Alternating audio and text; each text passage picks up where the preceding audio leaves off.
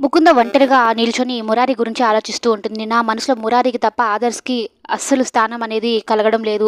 నేను ఆదర్శ్‌ని భర్తగా అంగీకరించలేకపోతున్నాను. కానీ ఇంట్లో వాళ్ళందరూ సంతోషం కోసం నేను ఆదర్శ్‌ని భర్తగా ఒప్పుకున్నా నాకు ఎటువంటి ఫీలింగ్ అనేది కలగడం లేదు. నేనెందుకు మురారిని మర్చిపోలేకపోతున్నాను. నా మనసులో మురారియే ఎందుకున్నాడు నైతే అనుకుంటూ ఉంటే ఇంతలో ఆదర్శ్ వచ్చి సడెన్‌గా ముకుంద భుజం మీద చెయ్యి వేయగానే ఒక్కసారిగా ఉన్నట్టుండి పెద్దగా అరిచేస్తుంది ముకుంద. అంటే కొత్త వ్యక్తి ఎవరో తనకిష్టం లేని వ్యక్తి తన మీద చెయ్యి వేశారు అన్న ఇదితో పెద్దగా అరిచేస్తుంది.